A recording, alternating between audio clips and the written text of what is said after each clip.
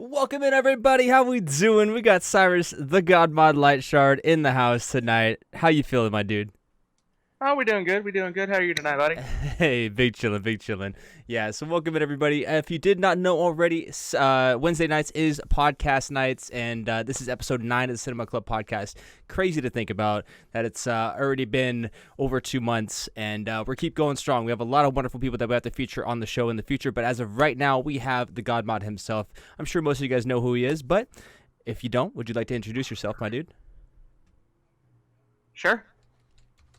I mean, same thing I say every time. It's my name's CyrusLightshard. I'm a variety streamer, and I just got a big chill. That's all I'm Big doing. chillin'. Big Big chillin'. chilling. Yeah, I know you do a lot of stuff in the background as well. You're most well known for, again, you got the title of God Mod. You're most well known for not only being a awesome moderator on Twitch, but you also do a lot of Discord stuff as well. A lot of I do. Discord stuff as well. Did you start getting into that before you started streaming, or did the streaming come first? So it's a bit of a mix, actually. I had a Discord account for a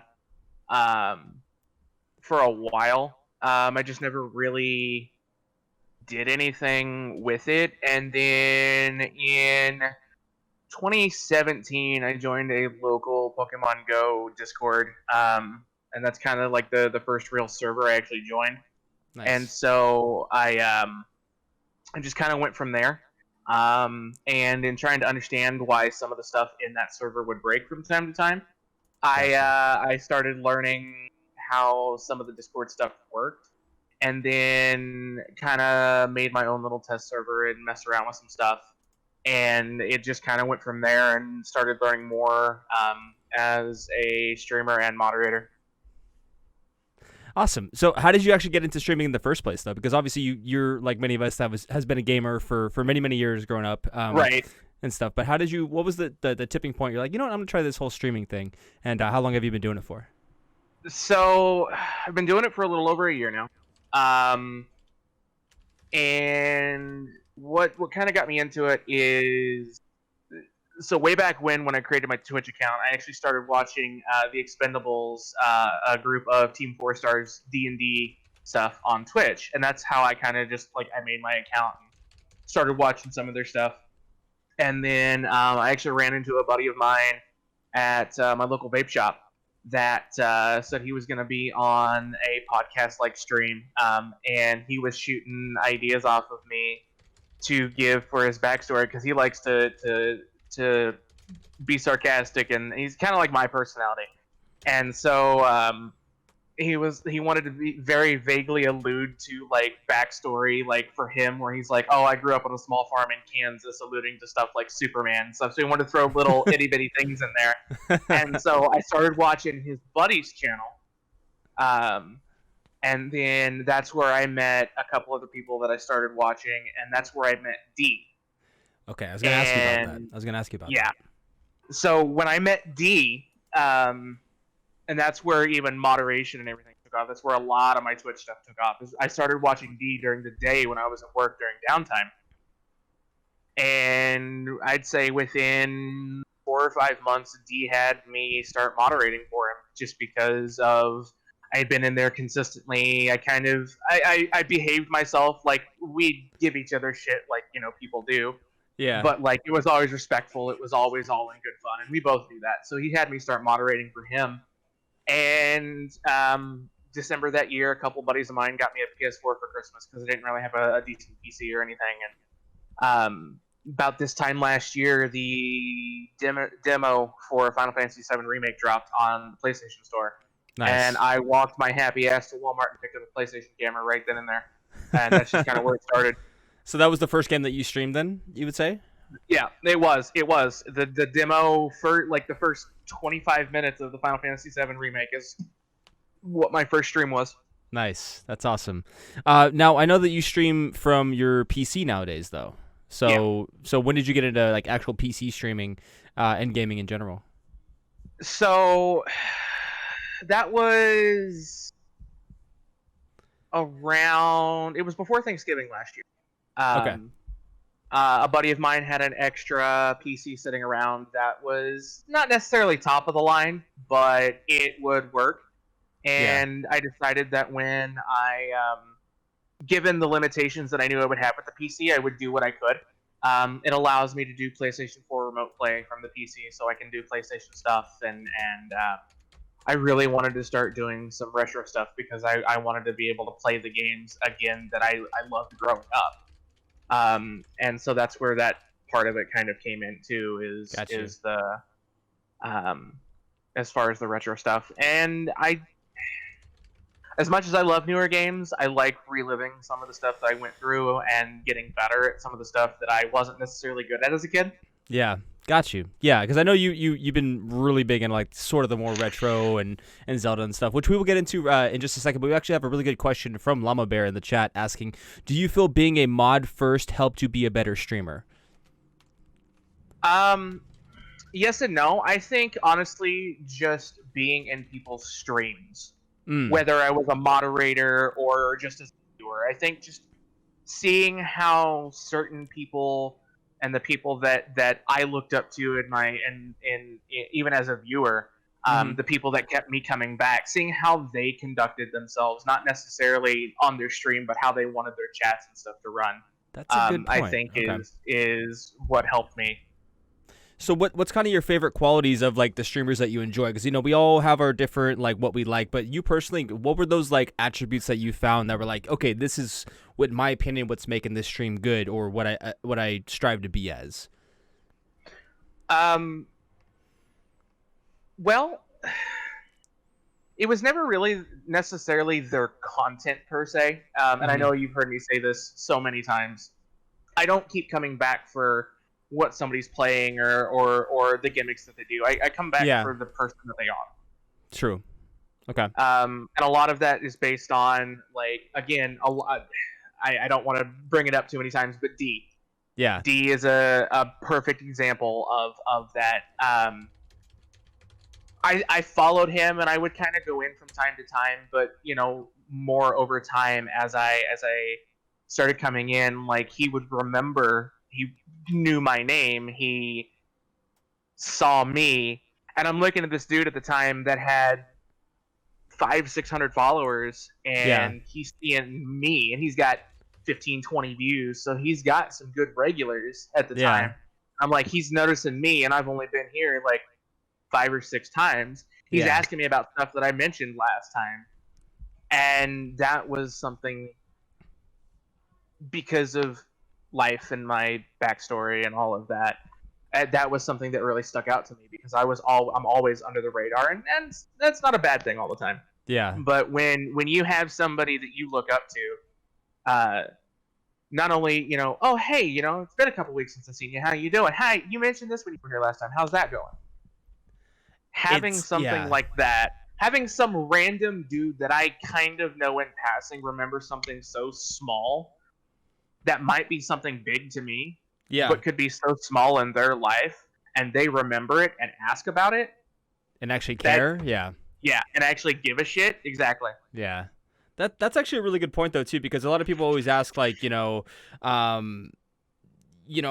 what how do you grow on Twitch and how do you do this? And I think that's actually a really big thing because like again, like obviously once you get bigger and bigger as a streamer, you're gonna have more and more people there. But like we're here to make friends most often than not. We're here to make Mm-hmm. those connections. And yeah, like it's just like anything, if somebody remembers that small detail about you, you're like, wow, this person actually cares, and you're just connecting with them a lot more. So Yeah, that's definitely a good point.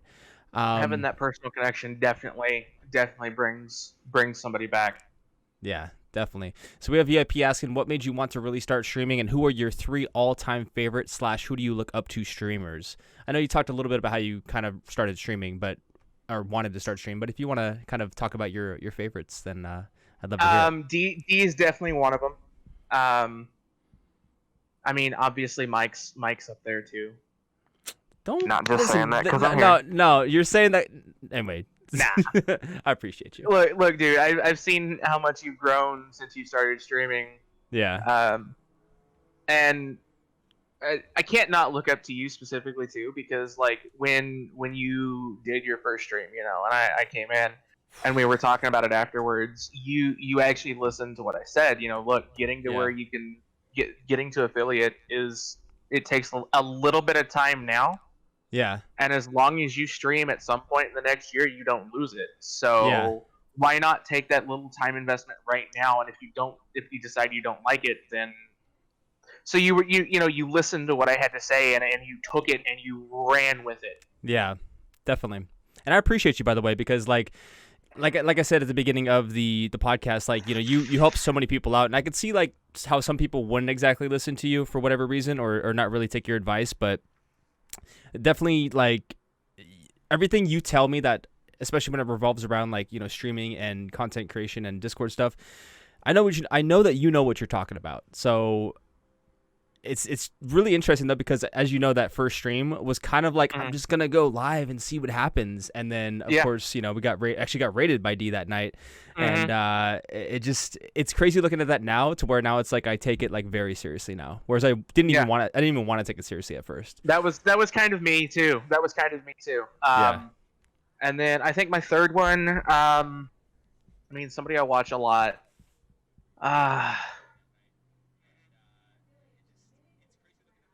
The number 3 spot is tied with a lot of people. Hex, T, Super. I could list a lot of people. Yeah, Cosmic, TJ, a bunch of people.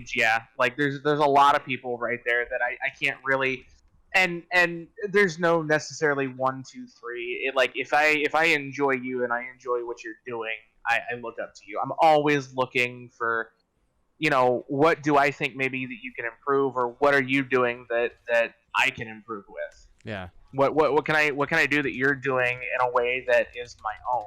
That it's not a blatant necessarily, oh, I'm just gonna take this and use it, but how can I incorporate that in a way that not only gives homage to where I took it from, but can help both of us grow too. Definitely. Yeah. And that's really important though too, because again, it's not just the one thing; it's just little bits and pieces of everything as well. Yeah. And there's so many good content creators. There's so many good streamers out there. It's hard to even get like a top 100, to be honest with you. But yeah. And ironically, I find a lot of my best improvements come from smaller streamers. Definitely. I have maybe I follow close to 1,400 people right now. Yeah. Whether that's just from helping somebody try to get to affiliate, or something like that. And I think maybe, I wouldn't even say a full 5% of those regularly get over 3-digit views. Yeah. Yeah. I agree. So also too, I kind of want to dive back into the sort of like retro Zelda sort of thing. What's your favorite game of all time, for one?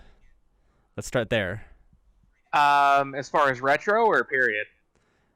Just period, I guess, or that could be either or. You could do one. What's your favorite of all time? What's your favorite retro game?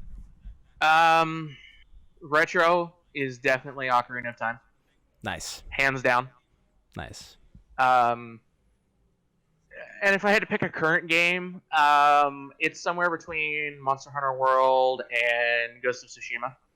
Because Ghost of Tsushima was an amazing. I very rarely replay games when I'm done, unless it's same something that I grew up with as a child.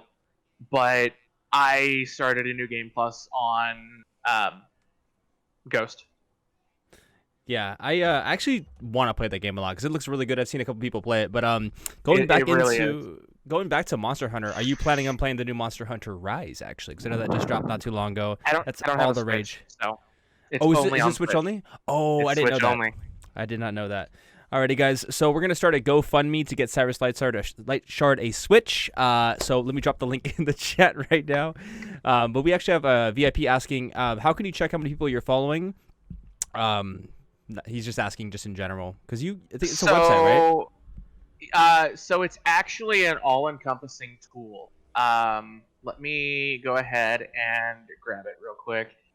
There's a reason why I say get rid of the bots unless it's Commander Root, because Commander Root is a very useful tool in your chats. If you go there and you go to your let me find out which one it is. Following list viewer. You can type in your own channel name, and as it's loading the list of people that you follow, it gives you a number, whatever it's loaded out of the total.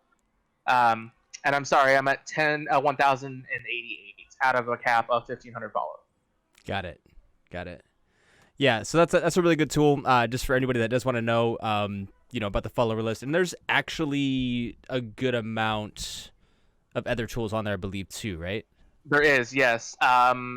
That specific tool was brought to my attention one night when D got follow botted for 19,400 plus accounts. Damn. Removed every single one of them from that specific time frame that followed in under an hour.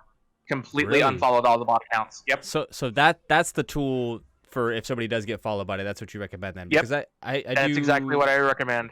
I do know it's a kind of an ongoing issue because people are just going to continue to be people. So I'm actually going to save that on my list so I could pass that information on to anybody else that needs it. So I'm only following 205. Hey, you know what, Llama Bear? Trust me, that will grow very, very quickly. There's so many wonderful streamers here on Switch. Awesome. So kind of going back into Legend of Zelda, I noticed that you've also got really into speedrunning. How did you get into speedrunning, and what do you enjoy about it most? And like, who's kind of your? I know you've recommended people that tend to speedrun. Let's talk a little bit about that. So I got into it just by kind of like looking up little. So I started really just enjoying watching it, not really realizing how easy it can be to get into. Yeah. One of the few people that I follow that pulls 3-4 digit views consistently is a well-known Ocarina of Time speedrunner. At least in the speedrunning community, if you look into that as far as the Ocarina of Time community. But I started watching a lot of his stuff on YouTube, just like stream highlights and whatnot, and followed him. And I've popped in on the streams once in a while, and I started following started following him, started following the runs, started kind of really getting into it. Found another Ocarina of Time speedrunner that I found through.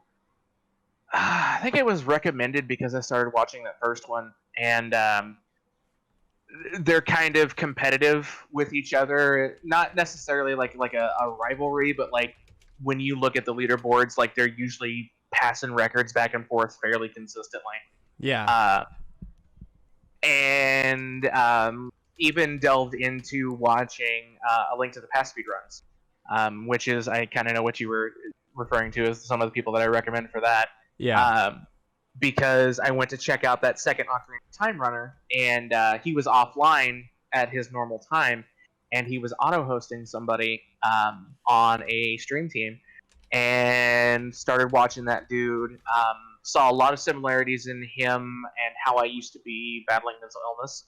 So I stuck around and ended up modding for the current. He finally got it 3 days after Rev and I moved into the apartment. He got the world record for it. Let's go. So, and then I just found a bunch of smaller streamers, people learning that, and I kind of started messing around with some of the basic glitches in Ocarina of Time, and once I got some of those down, I started kind of looking at some of the other ones. Okay, well, this one allowed me to, this one is the basic trick. What else can I learn?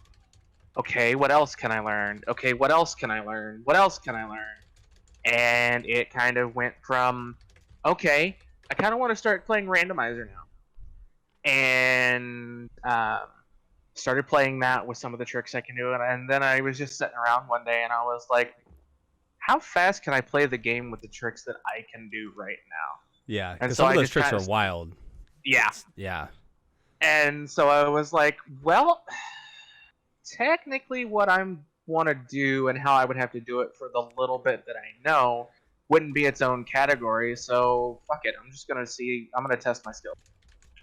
And that's just kind of how it went. Now it was over the course of a few months that this happened, but that's kind of where it really started, was just randomly watching stuff on YouTube and just fell into the rabbit hole from there. Well, it's pretty cool though, because it's like it's another thing that you can kind of push yourself. Like I know that you're not really big into multiplayer games. I know we played Rogue Company quite a bit together and stuff like that. But like you tend to more focus on like the single player stuff, from my understanding. And I do, and even when I play multiplayer games, I play by myself. Yeah, yeah, exactly. So like, but I think like speedrunning is one of those things where like you can kind of be competitive, but without relying on like being in like leaderboards and stuff coordination, like that. So. And it's all what I can do. How can I improve? Yeah. Because if something gets fucked up, then it's on me. Exactly. So that's really cool. Maybe I'll try that one day, because I know a lot of people have been like speedrunning and playing the Super Mario 64, and like that game is actually the first game that I ever played and beat, and the nostalgia is real. So like seeing about actually speedrunning that would be interesting. It would definitely be interesting. So what would you say that like? Do you have a certain favorite style of games that you typically like to play, or like just in general? Like obviously, there's MMO, RPGs, first-person shooters. I definitely don't really play any MMOs. I have like one or two. One that is an MMO that I play very, very rarely, which is Star Wars: The Old Republic, and that's only because my buddy Lewis got me into it. But as far as like my favorite types of games, RPGs, shooters. I even liked the old like visual novel style games back on the DS, like Hotel Dusk, Room 215, and stuff like that. So I like a lot of.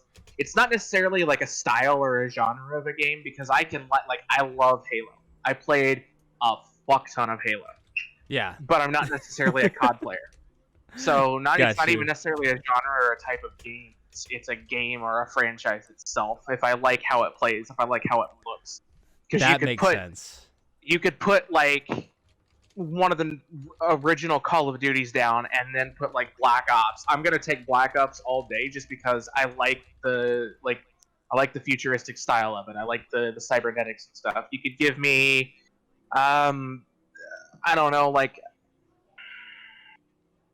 Just like that, like you could give me two different games and one might appeal more than the other, but I may not like the rest of that type of game. That makes a lot of sense. That makes a lot of sense, actually. And I guess it's just kind of like food too, right? You may not like all Italian food, but damn, you fuck with that homemade fettuccine, Right. So yeah, that makes sense. And games, food, music, movies, like I love Shinedown is probably one of the bands that I can say I like 90% of their stuff of. Yeah. I Disturbed. I love a few of their songs. I love some of their covers, but I couldn't just throw an album in and sit down and listen to it. Awesome. Actually, we'll kind of piggyback off that question a little bit, because like you talk about like Shinedown and everything. Like, would you say that you mostly like to listen to like rock and roll music? And what's kind of what your favorite like concert experience or like music experience that you've had? So, we're throwing it back.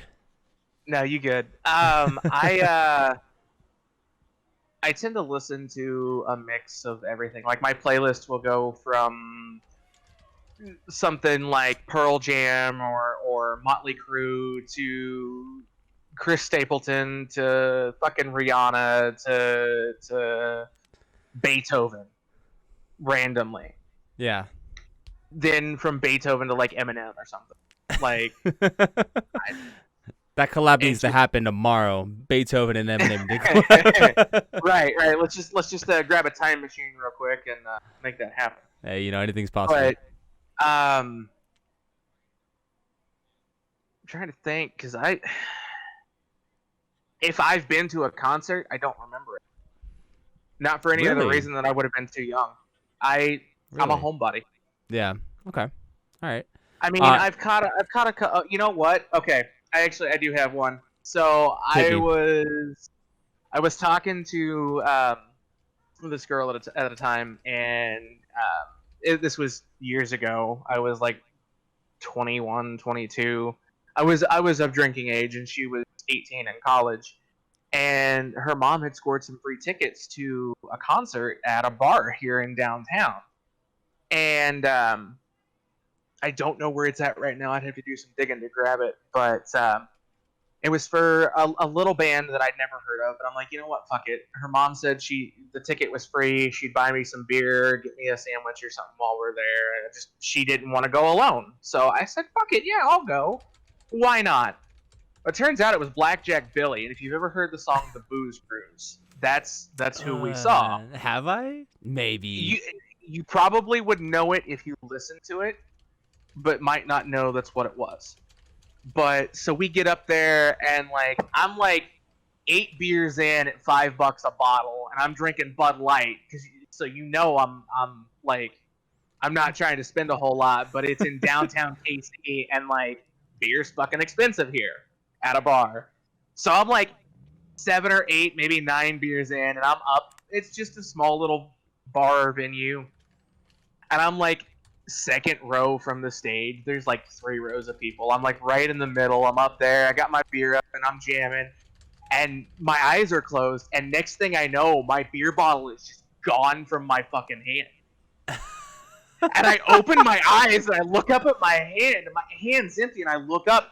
The lead singer had walked up and grabbed my beer, took a swig of it with less than a fourth of my beer left, and handed it back to me. And I'm like, the fuck? All right. Yeah, I'm like, did that just happen? And I'm like, how? And the gears in my head start turning. So I slam the rest of the beer. I walk over to the bar, and I said, I need, this is going to sound weird, but I need you to rinse this bottle out for me. And he said, why? And I said, I just shared a beer with the lead singer. I want the band to sign the bottle. And he's like, why do I need to rinse it out? It's like, because I don't want it to smell like beer in the car when I take it home. Yeah. He's like, I've seen how much you had, and the fact that you actually realize that's a possibility, I'm going to do that for you. So he gets some warm water. He rinses the beer bottle out for me, puts his thumb over the top, shakes it up, dumps it out, hands it back to me. I stuff it in my pocket. Afterwards, I walk up to the band. The lead singer comes up to me and goes, "It was a good beer." And I said, "Hell yeah, it was." And I pulled the bottle out and I said, "You guys want to sign the bottle for me?" And so I have a beer bottle that has been signed by Blackjack Billy. That's so awesome, dude. By That's so every fucking single awesome. band member, and it's all packed away. But that is probably my favorite, just a random concert I said fuck it to go into, and ended up sharing inadvertently a beer with the lead singer. And by literally sharing a beer, I mean sharing a beer. Yeah. The best part is, you started off the answer to that question, yeah, I don't really know concerts, this and that, and then it go to that story. That's such a good story, man. That's so dope. It is. That's funny. I didn't, because I don't, like I said, I don't really go out, so I had to think for a minute. And I'm like, do you have the bottle handy? Because Llama Bear and everybody wants to see the bottle if you have it handy. I don't. Okay. It's somewhere packed in my stuff. When I come across it again, I'll get a post picture. Post a picture in the Discord. That's fucking awesome, though. All right, so we have some. The only unfortunate thing is I had one signature because I put it back in my bottle. They had a silver Sharpie, so it was like the paint style Sharpie. So when I put the bottle back in my pocket to put under my shirt so nobody could see me walk out of it, one of the names got smeared a little bit. That's all right though. This adds a little character, adds a little character. Yeah. But we have a random question from Assassin Gear asking, what is your favorite type of bread? White bread. White bread? Or homemade sourdough. Specifically homemade sourdough. I almost lost faith in you for a second. I was like, really? You couldn't even go with ciabatta, which is basically white bread? That's okay. I like a standard Wonder loaf bread, man. I'm a simple man. I don't know why that's surprising. You're right. Actually, I'm not that surprised. But just Disappointed, maybe. Surprised, no. Anyway. Be disappointed all you want. At least I got the beard, baby. This is true. Anyway, we're not gonna talk about it. So we have Llama Bear asking another great question. What, like, do you like, does your favorite games that you play on stream and off stream differ, or is it like, whatever I'm playing, doesn't matter if I'm streaming or not? I think is kind of what the question was about. I won't lie. I tend to make challenge myself a little bit. So I very, very rarely play Ocarina of Time off stream and do any practice. Like, my practice is a lot of right there in the moment. Because if I'm not, I don't want to sit here and practice with a timer and reset that, and it would bore me too much. But if I'm sitting there and if I'm doing it for a stream, I can keep myself committed to it. Gotcha. So I may be in the middle of a run and practicing a trick that I may have only practiced for 10 minutes once off stream 3 months ago. Got it. Okay. Got it. Okay. And we also have Llama Bear asking another question. Have you experienced burnout, and how do you come back from that? How do you recover? Oh, I burn out all the time. I'm technically currently burnout. I just take as much time as I need to get back to where I need to be. Yeah. When I get burnout, I just don't interact. I don't do anything that I know will add to the length of time that I'm burnt out. If I commit to something, it's a little bit different. Like, I could have committed to something 2-3 months ago and got burnt out between when I said I'd do it and the time. And when it comes to that point, it's one of those things where it's like, all right, you said you do this. You're a person of your word. Do it. And it kind of gives me that boost enough to get through it and be as authentic and genuine as I can with it. And then doesn't really affect the length of it. But it's kind of like that whole mom friend mentality. Like, I fucked up and forgot ketchup at McDonald's. I don't want to go up and do it. But if my homie forgot ketchup at McDonald's, I'm the first one right there getting it. Mm-hmm. Mm-hmm. So yeah, I feel like that's a little bit that helps too, because it puts me in that environment that I may not necessarily want to be in because of the burnout. Yeah. But because I said I'd do it, it doesn't usually end up being a bad time. Yeah. That's actually that's really funny though, how that is if you think about it, because for me, I've been meaning to switch to OBS Live for months now, right? Yet I will spend hours on a Discord call with somebody literally walking through step to step on how to set their OBS up, yet I won't take the time to do it myself.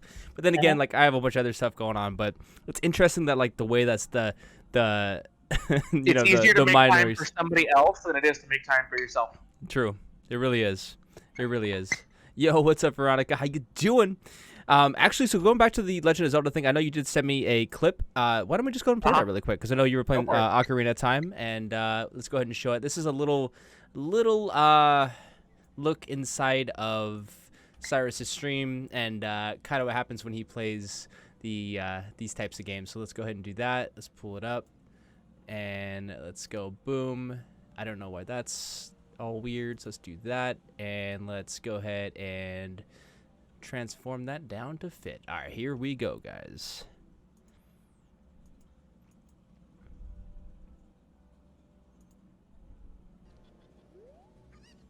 Don't you run off, you bitch. I'm not getting that because I want that for later.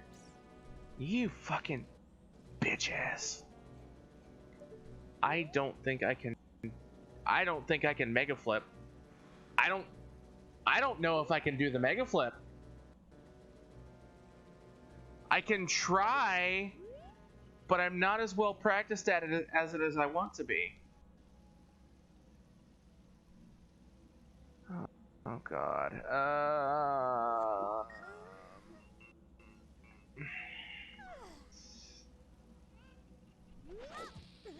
Yep.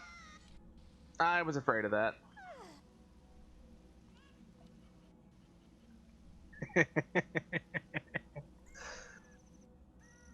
I remember what was going through my head. Brother, I appreciate it. You have yourself a good night. Holy shit, did I just pull it off? Yo! Fucking A, I'm clipping that real quick. I'm fucking clipping that. Yep. Holy shit. Yep. Somebody So- fucking clip that. So what 'Cause I happened don't know there if my clip button is was working obviously or that was a not, but if randomizer. That was and I'm very strict about like how I do certain stuff to myself. And when I landed on that ledge and I dropped the Kuko, I saw its pathing and I'm like, oh fuck, it's gonna drop off.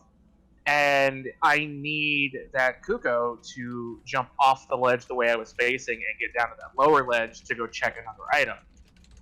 That gold rupee is actually normally a heartbeat. But because I had an almost full wallet or a full wallet at the time, I didn't want to collect it and waste it when I could get a full wallet later on. I knew it was easy access as Child Link. The Kuko runs off, and I'm like, in my head, I'm like, oh fuck. I've only done a mega flip like 4 times, and I spent like 15-20 minutes practicing it. So I used a save state, and I'm like, at the very least, I can just reload it and try again. And my first setup, I looked at it and I'm like, I'm a little too close to the ledge. I'm probably gonna flip off when I do my backflip to set up. And I did, and I reloaded, and I had to like very carefully walk myself forward so I didn't pick up that rupee accidentally, and still had enough room to mega flip. And so I did the backflip. I'm like, all right, I'm gonna do my roll forward to get in range. And essentially, how it works is when I roll into the bomb as it explodes and shield, I don't take any damage, but I also have to do the input to do a backflip with Link. And what it does is in the code, it gets a little jumbled and adds distance like I would normally take damage, but because I shielded, it also adds that recoil damage or the recoil distance that you get, and it adds distance to a backflip. That's why it's called a mega flip. You can do it with side hops and stuff too, but it's like a 4-frame trick on a game that runs at 20 frames a second. So it's very precise, but for Ocarina of Time, that's actually slow. And so the fact that after one initial fail, I got it on the first try after really only putting about 20 minutes of practice into it and not getting it consistently. Yeah. I was a little fucking hyped. And I'm like, I'm either going to have to pull this off, or I'm going to have to go from where I'm at, take a 10-minute detour just to get back up to where I can grab that Kuko again and fly down to the ledge I'm trying to get to. Yeah. So it was interesting. And like you could see like the doubt on my face. Like, I don't fucking know if I can do this. Yeah, you were just cursing, you were swearing, you're like, I hate my life right now, and then you hit it, and you're like, yeah, I am the king of the world. Oh, that's awesome. Well, it's really interesting, though. I guess, like, a lot of the older games tend to have, like, those kind of, like, you know, gaps in the code and stuff like that, where, like, there's a lot of exploits to it. Ocarina of Time is probably one of the most broken games to date. Yeah. But it's a classic, so we love it for it. It is. It really is. That's such a good clip. Such a good clip. We have VIP asking another question. What is your all-time favorite song? And what is a song that gets you like out of sadness, out of low days? And we already kind of talked about this in terms of having a favorite genre, which I think you replied that you don't really have one. It just depends on your mood. So right. Is there like one particular song that tends to get you out of a rut, like without fail? I've got a couple, and it just kind of depends on like how I'm feeling when I go to the music for therapy like that. Sometimes it's ironically Sound of Silence by the Disturbed cover, just because of the melody and tone. Ready? Do it with me. It's the sound of silence. No, you ain't getting me to sing, but I ain't drunk enough for that. I tried it. You heard it here first, everybody. We tried. But yeah, that's a good one. You know what's funny? Sorry to interrupt you, but a little funny story about that song is that I actually did not like that song, right? But I seen Disturbed live when they played it, and there was something about the live sound with the pyrotechnics and everything going on. I was like, okay, I like the song now. So If you want a really good version of it, look up when Miles Kennedy from Alter Bridge came out on stage and did it with him at a concert. really, Yes, Miles Kennedy's higher vocal tones with David Draymond, it makes that song hit completely differently yeah, in a whole new interesting. way. But I think it's between that and actually a song by a band that was ahead of its time and only ever had one album. And ironically, the lead singer was Billy Ray Cyrus. And you'd never know it if you listened to the song. But it's called Lately by Brother Clyde. You gotta DM me that one. I'm about to take a listen to that because you have me very, very intrigued right now. It's like a lot of like it was a very like underrated band back when that album dropped. It was like I heard a lot of DJs say it was ahead of its time, and that's why it didn't get popular. Yeah. But it's one of those songs that kind of fucks you up a little more and makes you realize it can get worse, and that's when you start coming out of it. Interesting. Yeah, I'll definitely have to give that one a listen because like that sounds like it shouldn't work, but I guess it does. And I trust you because we've talked about music a lot. Sometimes it's got to get better before it gets worse. Yes. Exactly. That's awesome. So kind of sticking to the whole theme of like, you know, the creative arts. What's kind of your favorite movie or like top 3 movies that you typically like? Maybe like a classic, maybe one of the newer ones that have kind of popped out recently. What's kind of your favorite style on that? I can actually name these off in quick succession. Inception, Jumper, and Push. Just without fail. I'm not an avid reader. Jumper as a book pulled me in, and I got super fucking hyped when I saw that they were making a movie out of it. Jumper is, as far as the movie goes, is good if you take it as a standalone movie and don't compare it to the book because there are some minor details that get fucked up. It's been so long since I've read the book. I remember in the movie, like in the opening scene with the snow globe, they weren't where they were in the movie. It was a different place, and it ended up there later. So there was some small inconsistencies. It's kind of trying to take Dragon Ball Evolution and compare it to Dragon Ball or Dragon Ball Z. Okay. Because my hot take on that is, as a standalone movie, if I ignore everything about Dragon Ball Z, GT, Super, all of that, I didn't hate that movie. But as an avid Dragon Ball Z, Super, GT, well, I can't say GT on that because I'm not a fan of GT, but like as an avid like Dragon Ball fan, the movie was shit. So it's like it's one of those that's like, yeah, I like the movie because I like the concept behind Jumper as a whole. But there wasn't like years and years and years of lore like Dragon Ball Z to Evolution.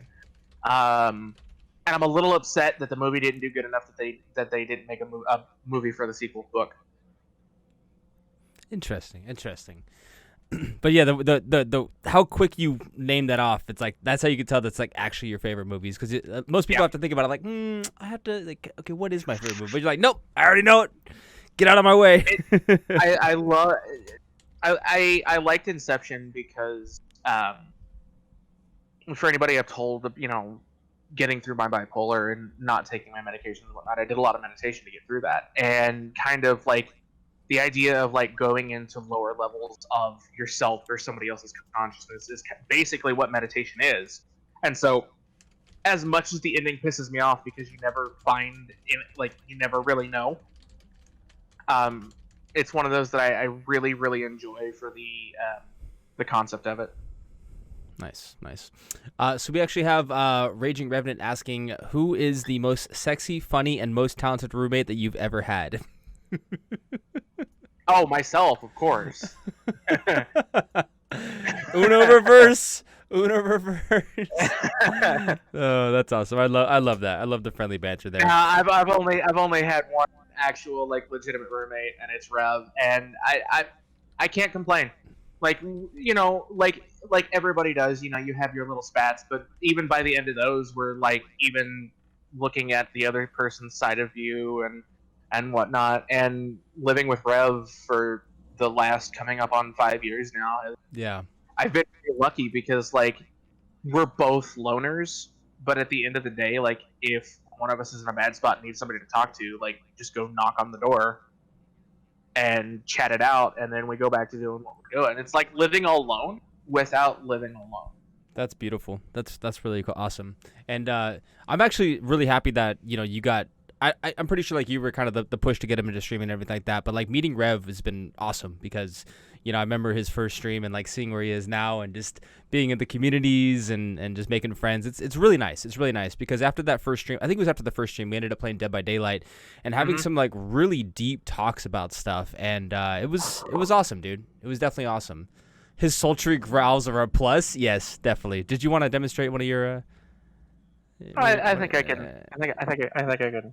All right. I mean, it gets all the ladies. I mean, you go into Bambi's stream. Yeah. You go into Bambi's stream, she's constantly asking for it. So there it is. Let's get it one more time because I kind of interrupted you. Let's go. My panties just dropped. All right. Let's go to the next part We're of going this. to take a shower and clean up because I know you're going to have to. We have another question from Eternally VIP asking, who is your celebrity crush if you have one? I don't have one. Really? Yep. Any reason? I am not a person that looks at those kind of things. I am like I judge who I like or don't like or am interested in or not as far as those things go by how they interact with me, how they treat other people. And I am of the belief that what we see isn't necessarily who they are, so you can't really form a sound and honest judgment of a person. That's fair. That makes sense. Me, Angelina Jolie. Maybe. I don't know. Tomb Raider. Going on to the next question. We already talked about the favorite food. Oh, so how did you? Okay, so what's like kind of your favorite part about like being in the admin role, being like kind of like the go-to guy when people have questions about Discord and moderation, stuff like that? Like, what's kind of your favorite part about that? And like, does it ever bug you like how much you get hit up and stuff like that, or is it something that you actually like truly enjoy? What's your favorite part about that? It's a love-hate relationship. There are times when I'm taking a day or a couple of days that tend to be the times that I get hit up the most about stuff. And I sometimes just to myself begrudgingly do it just because I know that sometimes it just needs to be done. It probably wouldn't be a bad thing to do something than just sit here and watch YouTube all day. And I don't necessarily hate it. I don't necessarily thrive on it. I understand that I have a particular set of skills that are needed. And part of that is, the bipolar, I think. Part of that is just something that I've ingrained in myself for many, many years now, which is sit down and stay humble. So I tend to be as neutral on it at times. Does that always happen just like my moods? But I also look at it, am I frustrated because of how I'm feeling and I'm being hit up, or am I frustrated because I'm being hit up? And if it's I'm feeling frustrated because I'm being hit up while I'm feeling this way, it's not worth getting upset about. Because me feeling like this isn't my normal. So if I normally wouldn't be frustrated if I'm getting messaged right now, then there's no reason to be frustrated about it. That's fair. And that's a good moment of like realizing that, you know what I mean? Because there could be a lot of factors that go into it about like, like you said, how you're feeling, how the other person's feeling. And this is like obviously more on like an information basis, but even like on an emotional basis when you're going through conflicts and stuff like that. So it is a good I try to be self-aware of not only how I'm feeling, but how it's affecting my reactions in that moment. So Now, I know you mentioned a lot about like, meditation and stuff throughout the years. Like, how did you learn to kind of get to that point? I know you're typically an empath. You're typically an empathetic person, but like, do you have any advice for anybody else that might be struggling with like being level-headed in situations, or like kind of realizing like when to kind of step back and kind of check those emotions and stuff? For me, it was I kind of had to kind of train my brain to do that. Um, I mean, I've given Rev advice on this many times, and it with being an empath, I can say something in the moment that'll click, and I wholeheartedly mean it. But you ask me exactly what I said about it, and it's for me when I give that advice, it's better in the moment because I'm picking up the vibes that you're putting off, and I am able to understand the feeling, the need, and correlate the information that I have and say it in a way that will do like what I call like a glass shattering, where it you're looking through a two-way mirror, but you can't see through it, and then the glass shatters and you can see the gold. Um, for me, it was I had to retrain my brain because I had to become self-aware of, okay, if somebody says this, I react this way. Why do I react this way? If somebody's doing this and I'm frustrated about it, why am I frustrated? Do they remind me of somebody else that did this? Is it just all around shitty behavior? Like, why am I have to you have to understand yourself and to understand those triggers, as it were, for how you feel with that. So a lot of it was not only becoming self-aware of that, but thinking myself through scenarios that may or may not happen. Somebody come like I could just be sitting here on the couch watching YouTube when I was really going through that, and it was like if somebody walked in the house and punched me in the face right now, what would I do? And I would just like, okay, well, if I feel threatened, obviously I'm gonna fight back. If I feel like it can be solved with words, what would I say? Run myself through a conversation, see how I could de-escalate that, and then Yeah. If it was an all-around just like they ran in, socked me in the face, and ran out, like would it even be worth chasing them? Like I had to personally think through multiple versions of the same situation, and like, okay, well, I could do that, I could do that, I could do that, I could say that, I could say that, and the more I did it, it was like being prepared for a situation that had already that never happened or hadn't happened yet. A case in point is about 7 years ago. I was in a car accident the day after Christmas. Um, Long story short, some buddies of mine and I were hanging out, and we're home. There was a car broke down on the side of the road. I let them use my phone.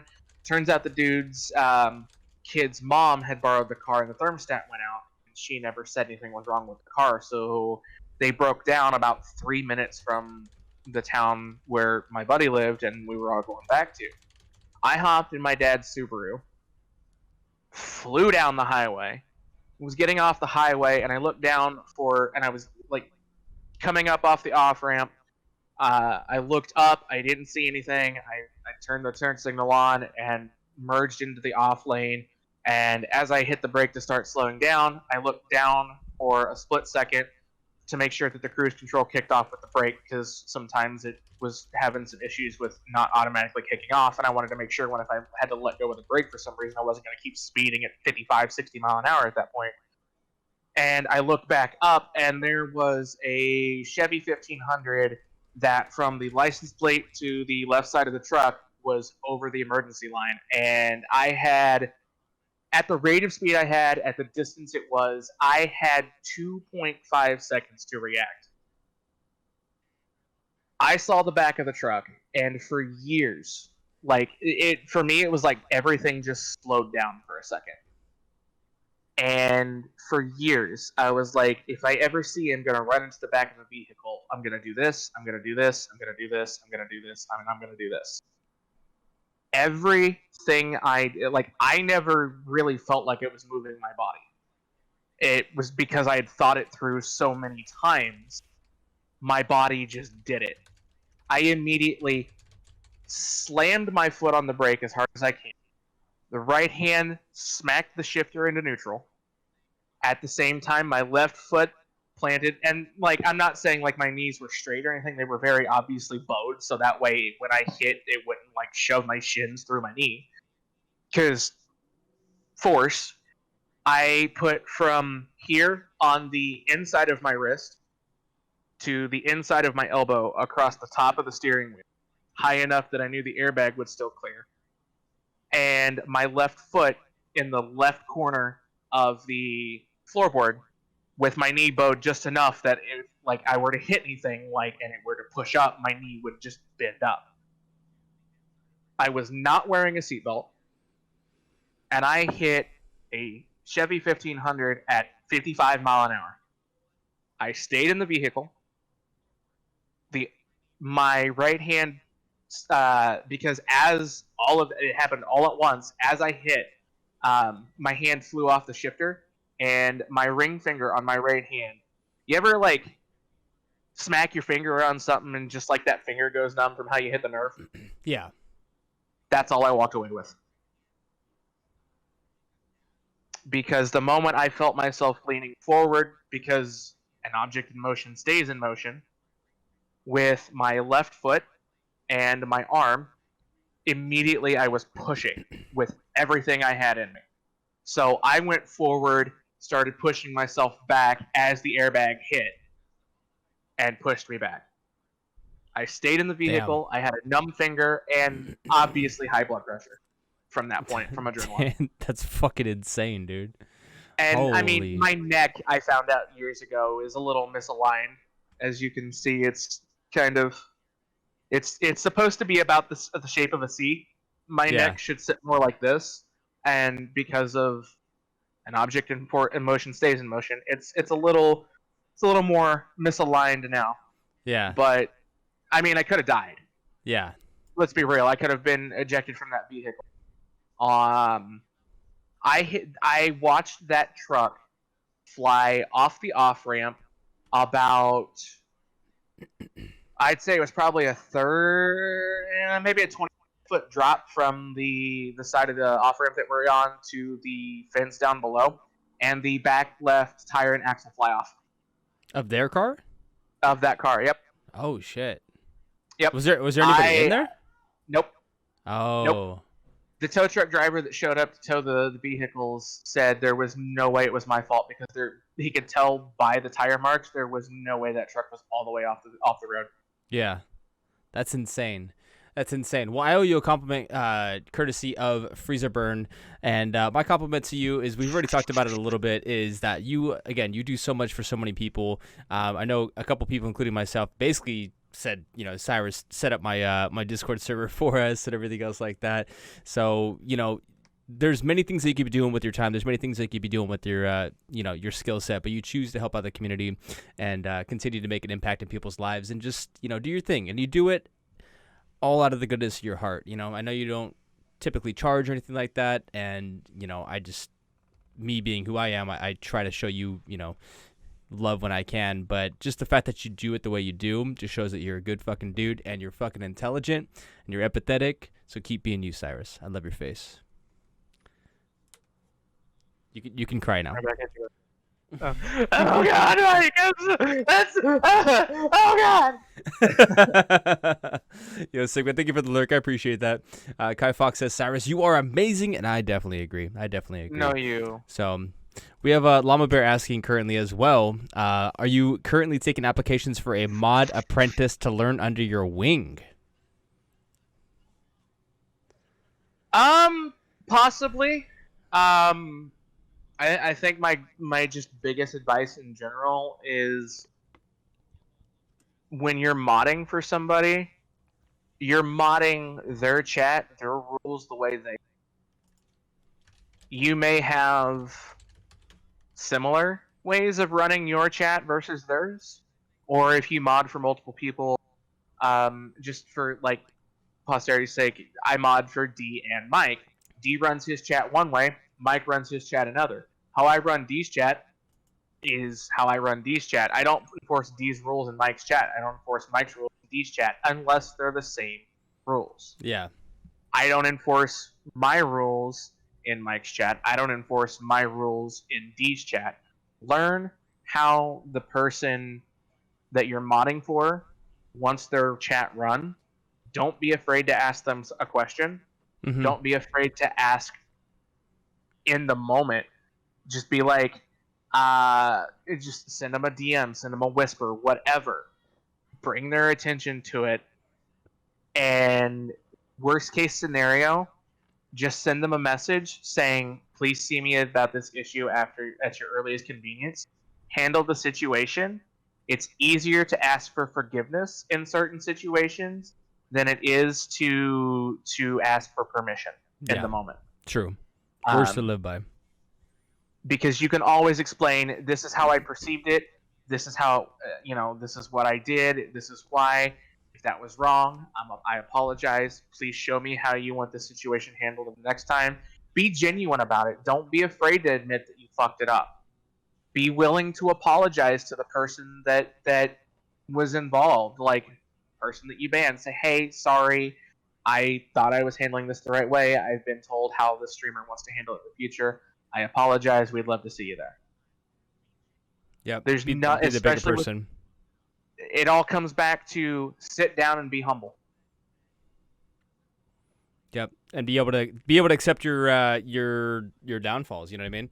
Or not even just your mistakes is a better way. No, I wouldn't say downfalls, your mistakes, because like we've all been there. We're all learning, especially for like something like streaming and Twitch and moderation. Like we are all like our own boss. We are all learning this as we go. It's not like you go and you work at Walmart. They say, okay, you stock the shelves at this time. You do this. You do this. You do this. You work 9 to 5. Target ain't gonna do it the same way. Yeah, that's true too.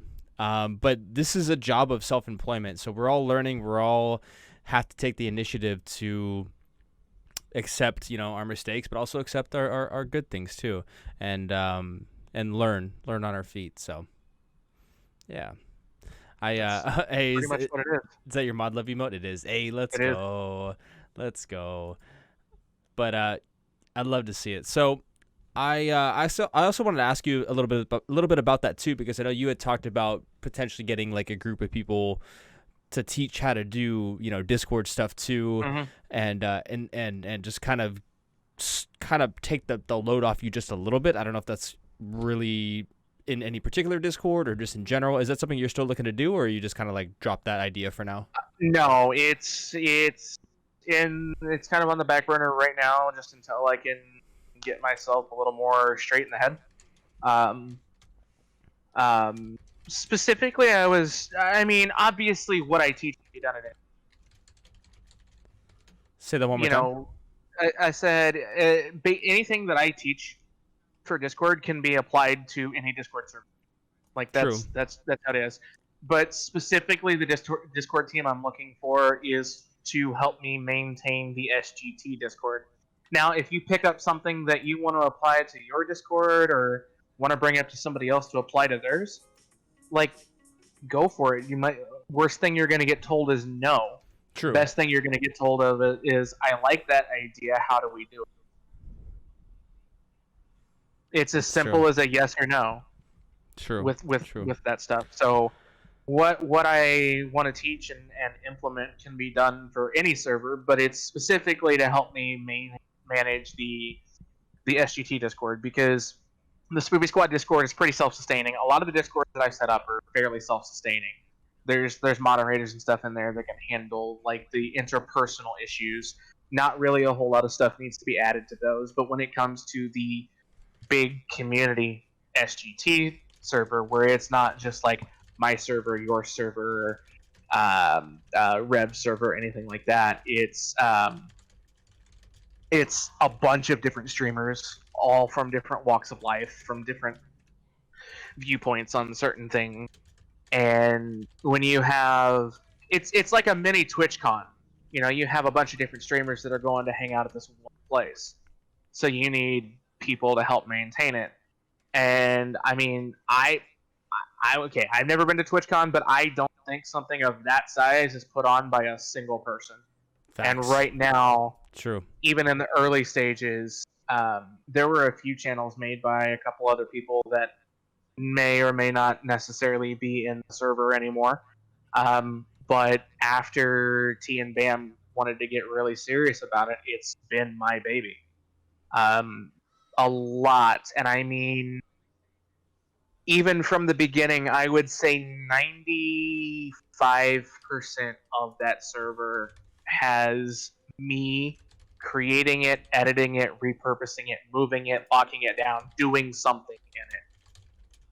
For sure. Since the day he started that server. It's really awesome to see how much SGT has grown. How did you even get into that, actually? How did you even like get introduced to T and Bam? How did you get offered to be a part of that? And I know you had kind of mentioned that, like, you know, some people came and went, and then you kind of took it to be your baby. But like, what was like the defining moment where you're like, okay, this is like, for lack of a better term, my main server right now? So as far as meeting T and Bam, I met T, like most people did. I talked with T a lot. He's helped me through some personal stuff. I don't want to get into it too much. As far as that goes. But he's made sure that I've been able to get through some of COVID. He messaged me one day and said, "Hey, I like what he's doing. I want to do something similar." And I'm like, "Cool." And like I didn't really think much of it. I tend to stumble my way into some situations, like being a mod for 80 people. 65-ish, somewhere in there. Damn. That's including Twitch and Discord. So, but I didn't really think anything of it. I was just like, okay, cool. I like that idea. And then another group of people with like-minded views doing the same thing. Because like, when I found out that Twitch's statistics said 6% of all Twitch accounts hit affiliate. Yeah. I was like, all right, let's see what we can do about those numbers. Those are rookie numbers. And so maybe might have even been later that day. I don't even know. T sent me a Discord invite. And I'm like, all right, fuck it. And he was like, hey, I need your help getting this set up. Because I made it known I can fuck with Discord a little bit and help get set stuff up, because I know what to do. I know how to create stuff. I know how to organize it, at least to what I would prefer, and it can always be changed with feedback for their liking. And it was like 4 admins at the time. It was myself, Bam, T, and one other person that had like full access to the server.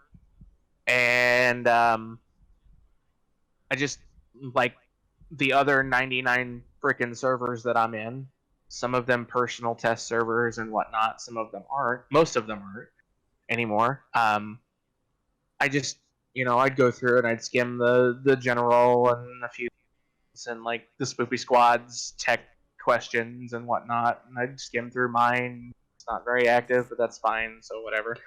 I just would skim through, and I was basically there to help T make the changes he wanted to make, and it was kind of fair and easy to have it done. And I just, like any other server, would just go through and do my thing. And because of my knowledge, well, I set this up for like the shout out bots, for example. Like D, that started with D. D was like, I want something a little more automated for our server.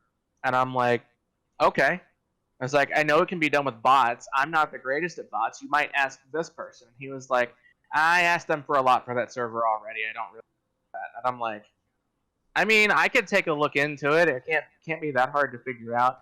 Because for me, with the Pokemon Go server, like, bots kind of take away the interpersonal feeling for something like that. When you're organizing raids with 2,000 plus people in a server, you want to try to feel a little personal with it. But I could see the benefits outweighing any negatives on, at least for that part. Pardon me, on the at least the shout outs. And if that's all it was doing, I'm like, okay, I'll take a look at it and see what I can come up with. Yeah. And I was having some trouble finding like a good option for it, because you could do like one streamer with this bot, and the other one, if you wanted to add anybody else, you have to manually input their names, and you have to buy the premium version of the bot. And I was like, okay, I know Me6 isn't the only one that can do this. So I looked at CarlBot, and I'm like, CarlBot's okay. I can see how it can be useful. And then I remembered a streamer friend of mine who had a different bot doing the same thing. And I remembered because it would always, for whatever reason, the server was dead enough I didn't have to mute it. But as it started growing, I had to mute the notifications. But I was like, I remember seeing a different bot telling me people were going live. So I hopped into that server and I found that bot, and I found out that it's role-based and not Twitch channel-based. Oh. And I was looking at the capabilities of it and saw that when somebody went live, it would assign a temporary role. So I popped back over to D-Stream and I was like, I think I can take your idea and make it better. Yeah. I said, to cut out a lot of bullshit, I think I can make it display people who are currently live in the chat and the member list to the right temporarily only while they're live, and they have to do nothing else when they go live. And he's like, do it. So I set it up for D, and I messaged T, and I was like, hey, D just had me look into this. Shoutouts can be live in Discord now. Do you want me to set that up for you? And bam, he's like, do it in the SGT, mine, and Bam's. And then people were coming and asking, hey, how does that? I hadn't been online in like 4 days, and I'm getting like 2 or 3 messages a day from people. Hey, T said that you set this up for him. Can you help me out with this? That's fucking dope. It's Sure, really convenient. why It's not? really convenient too, because like, especially in like the SGT, for example, like we want to like constantly be hopping in streams and saying hello. It's a lot easier because like I'm like you, where I follow 1,000+ people on Twitch, like, and looking just like to find out like who I want to watch on my like list on the side. It's a lot easier to go into like each individual Discord and be like, who in this community is live right now, and you have like 10 people that you can like click in and check in on. So it's definitely a really, really, really good tool for sure. That's awesome. So, and also I know a while ago too, you were talking about maybe, I know you've done a little bit already, but like you did some like video edits and stuff about like tutorials about how to like set stuff up as well. Are you considering doing more like tutorials and stuff in the future? I know you're super fucking busy, but that's something you want to do? Yes, it is. I actually, like, I'll do it on a basis too, because I would want to make the video as I'm doing it for somebody on their server. Not just sitting down on a blank server and doing it. So I would want to talk with them and get their permission and make sure that it's fine. Otherwise, I can take that idea to a test server and make it. My real limitation on that is hardware. My PC will not render longer videos in an adequate enough time for me to be able to justify doing it right now. Got you. Well, if you want, you could just take it out of my server and use my server as the tutorial for that. If you want, I see. if you wanted I to. see. I see how it is. I'm just saying, like, hey, bro, you're an editor on like pretty much all my shit. I'm just like, you pretty much have free reign as long as it's with good intentions. Speaking of that, I like how that joke came to be, because like we were just shit talking each other one night, and you were like, I probably should shut up. You have everything in your hand, in the palm of your hand. I'm like, you know what? You make a valid point. I do. It's a blessing and it's a curse. It's a blessing and a curse. But no, you tell do me what you need done, and I gets done. And then you start shit talking. It's like, oh, hey, you remember that thing I changed? You remember how I changed it? Oh, right. Yeah. Why does your stream elements look that way? I don't know. Hey, why is that display widget for your cheers all the way on the other side and in reverse, scrolling the wrong way, and also super fast, so I can't read it? I'm surprised you didn't do anything to me on April 1st, but I know you're busy. So, but regardless. No, see, while it would have been funny, personally, that's kind of like, there's 3 things you don't fuck with me: my family, my friends, my food, and my money. And fucking with somebody's stream is like fucking with them. That's fair. Yeah. So you're a very stand up dude. As much as we should talk each other, you're a very stand up dude. So. But so I kind of want to take a left turn here and go into asking you, how did you get the name CyrusLightshard? And we'll talk a little bit more about that. So, oh man, I've had this name A long time. Like 2010, 2011. I mentioned him in passing earlier. My buddy Louis Honzo has been writing a story off and on for years. It's gone through many different format changes, but it's not just a name for me. It's like when I was in 2011, I was 20, 21 at the time. Was still dealing with a lot of mental stuff at the time and trying to figure a lot of stuff out. And my buddy Lewis approached me, which is how he got his name too, Lewis Hawk. Um, um, it just kind of became our alter egos and our online presence for ever since then. But he said, he wanted all of his close friends to design and have a character in this story. So he and I sat down at a grocery store in our town that's no longer open. The building doesn't even exist anymore. Back in the deli where you could, and the seating area for the deli where you could grab food and go sit down with a probably at that time 5-year-old notebook of notes for his story, and sat down and designed my character. And I've mentioned before my mother and I don't get along, but I actually have to attribute the fact that I have Cyrus as the first name for this character and for my moniker to her, because I was really big into Devil May Cry, and my choice was Cyrus or Virgil. Yep. Because I'm not good with naming stuff, and so my buddy tossed me 3 different names that he thought would fit, and I like Cyrus and Virgil better. And I was talking with my mom about it. She made a not so very non-colorful comment about how Virgil sounded. So I agreed that Cyrus sounded a little bit better, so that's what I went with. And I'm glad I did, because for like Xbox and all of the usernames that require a maximum of 15 characters with no spaces, CyrusLightshard fills up every single character in it. And it works so well. And it does. And had I gone with Virgil, it would have been 16. Yeah. So it would have never fit on like Xbox for my gamer profile. It would have never fit on PlayStation. Yeah. I think even Twitch has a character limit. It's not quite 15, but yeah, I think it's like 25 or something like that. But hey, so yeah. What was your? Did you have any names before the CyrusLightshard thing? Any gamer tags or stuff that you were going to? The only gamer tag I had before then was when I still had my 360 offline. I didn't have internet at home, so I just bought games and played it. But I went by one of my favorite characters from one of my favorite shows growing up, which happened to be Shaman King. Nice. And I'm so fucking hyped for the remake coming later this year with the actual ending. But that aside, the gamer tag and the character's name was Yo Asakura. Yeah. Me being an empath and into meditation and stuff like that, it's very equatable to shamanism, and not with like how my fascination for Egypt pulled me into Yu-Gi-Oh! My fascination for those things pulled me into Shaman King. And dude was just a badass character. So facts.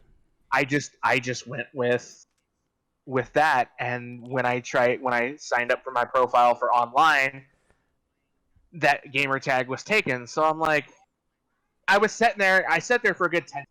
I'm like, what do I want? What do I want to make my online gamer tag as? And then I thought back to, I was reluctant to use it, but I was like, because like the story's not out. There's no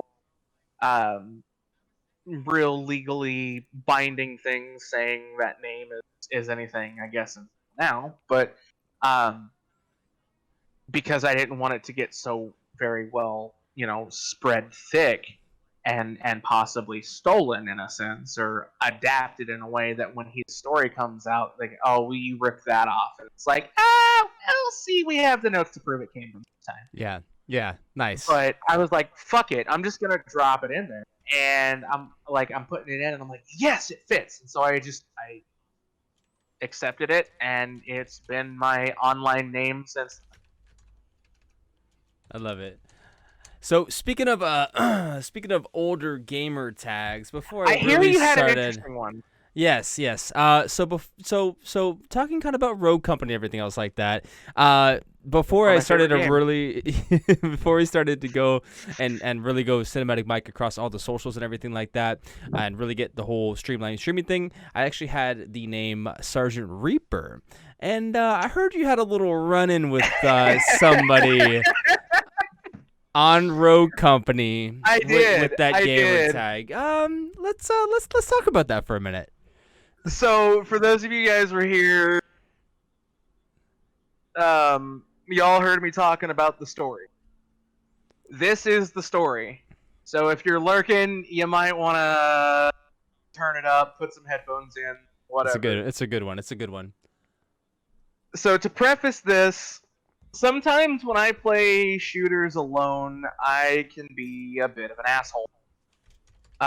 It's kind of why I don't stream Halo 5 SWAT much anymore, because I kind of felt myself going back into those old habits. I didn't have the cleanest mouth. I gave COD lobbies on the 360 a run for their money back in the day on Halo. That's I'm just gonna leave that at there. And so some of you guys might know I was making the swap to mouse and keyboard instead of using controller on Rogue Company probably 4 months ago, 5 months ago. Yeah, it was probably a couple weeks after I got the PC, so it was still just before Thanksgiving, maybe after. And it was like day 4, because I decided that was going to be one of those days I streamed for my M&K practice. And so I'm playing Strikeout like I do. I'm running Ronin like I do one more. It's probably 8-9 o'clock Central Time. I'm having fun. I got a couple people, early morning streamers, early morning people watching me stream. Yeah. And I think it was you'll have to help me remember the name of the map. It's the one it's the one that's got the little bodega in the center. I don't remember the name. It's been a while. I want to say Villa, but I know that's not right. I kind of want to look up the name of the map now. Company, because it's gonna bug the shit out of me if I don't remember it. And I know it's not the Windward. It's Windward, I think, because it's got the big church in the center of it. So Windward. So I get thrown into Windward on fucking Rogue, and I'm just going to town with Ronin. I'm running around and I'm murking people, and I see this gamer tag. And like as we're loading in, because it was right after the update where it shows you like the other team's levels as you're loading in, and I'm like, okay, like they got a little shafted, there's a level 16. I have no fucking mercy at 9 o'clock in the morning. I'm just going to fucking town. I am stomping this team. I'm like 3rd on my team, and I still have kills their highest team member. It was bad. It was bad. Yeah. Keep going. And so after the match, I'm just like, I'm shit talking this team. I'm shit talking the team.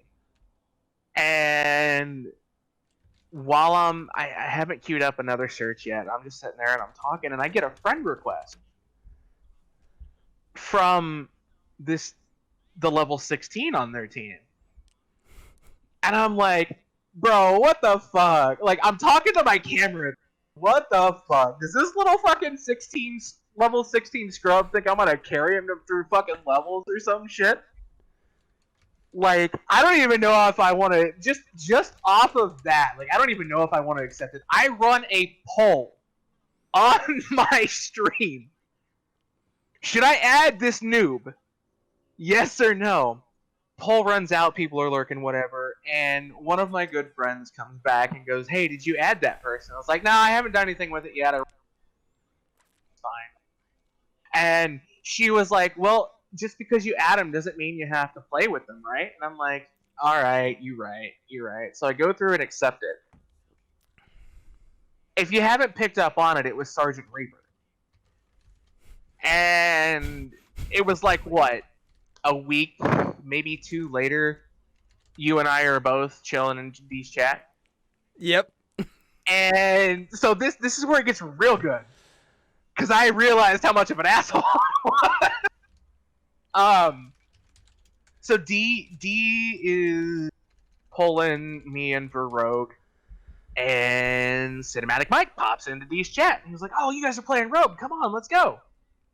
And D starts to pull him in, and he's like, "Yeah, I ran into Cyrus like a week or 2 ago." And I'm like in the back of my head, like I'm running through like all of the like, did I run into a CinematicMike? Like I know Mike, like I know who he was from D's chat, but I'm like, I even said, I was like, "Bro, I don't remember running into you. I'm sorry." And he's like, "Oh, that's okay. My epic name isn't CinematicMike. It's like I have a different name." And I'm like, what was it?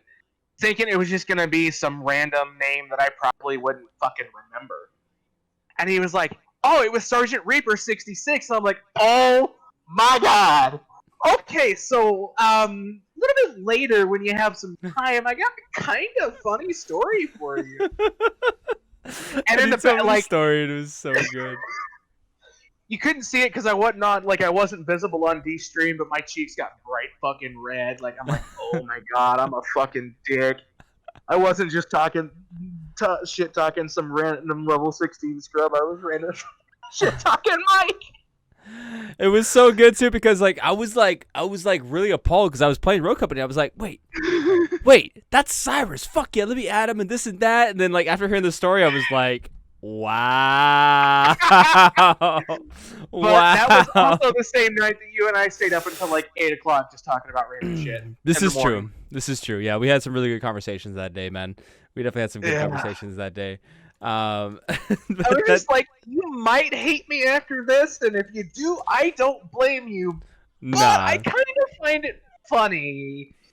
So what had happened was, and so I told him everything up until that night, and it was just I think it was just long enough, like the VOD might have still been there for a day or 2 more. Yeah, I never seen the VOD. So yeah, that's probably okay. I mean, I don't care. You know me, I'm super chill about pretty much everything. But but I was just like, "Oh boy, okay, so maybe just not fall back into my old Halo habit. Call it good." That's funny, man. That's just absolutely fantastic. But it makes it even funnier now. Yeah. Go ahead. I was saying, it makes it even funnier now because we're so close. You know what I mean? We're actually friends now. But I remember in the back of my head, it's like, "Oh yeah, my gamer tag is different. It's not CinematicMike. I haven't changed it yet." And I'm just like, I'm just so fucking casual in my head about it. It's like, "Oh yeah, it's probably gonna. I don't fucking remember. It's just one of those random names, like something Moose or something." Yeah. Right. Okay.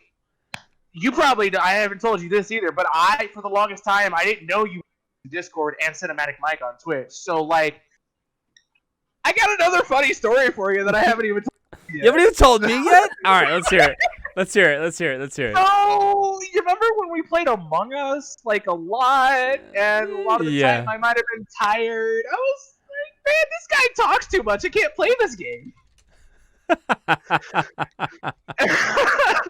I'm just like, and oh my god, I don't even remember who I was talking to, but I was like, man, I can't play Among Us with that Moose kid in Discord. I just can't do it. He talks too fucking much. talks over me so goddamn much I can't even get a word in. This was before the Rogue Company thing too. This is also before I think I started like actually streaming, so I didn't really quite know like the etiquette and everything like that. You know what I mean? So yeah, but bro, okay. To add on that, like you remember that random Among Us server that you pulled me and oh my god, me and Anna into? Yeah. Bro, I was so pissed at that Moose kid. Where the fuck did he get off pulling me into this bullshit server? And then I was like, and then you hopped into Discord to play Rogue with D and I, and I'm like, oh fuck, that's smooth. Fuck.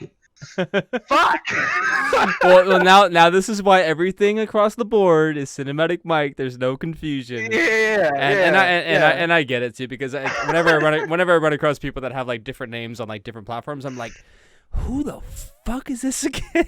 So right. Oh, that's great. That's great. Well, we've come a long way, man. We've come a long way in the last year. So Cyrus is such a good storyteller. He really is. Wait, Mike kept calling me out until I changed my BattleNet tag. I mean, it's one of those things, you know? You had to pay $25? Ooh. Bro, it should only be 10. Why'd you pay 25? But I remember just being so casual in my head about you when I asked you what your epic name was, because I was just so sure it wouldn't stand out. I'm like, oh yeah, probably Raymond Z. I don't know, and it just so happened to be the one fucker that I had shit talked in the entire month of playing Rogue Company. And you're like, mute as you fucking go laugh in the corner. Oh, I did. I straight muted. I was like, D, I'll be right back, and I just sat there. And like, if you could see me, I just sat there. I was like, oh, I'm such a fucking asshole. Holy shit. I kind of want to tell him, but at the same time, I kind of want to never speak of this again. And here we are. On a podcast telling the whole world about it. I was thinking about it. I was like, fuck, that VOD's up for another like 6 days at this point. Maybe I should tell him. That's funny, dude. That's fucking funny.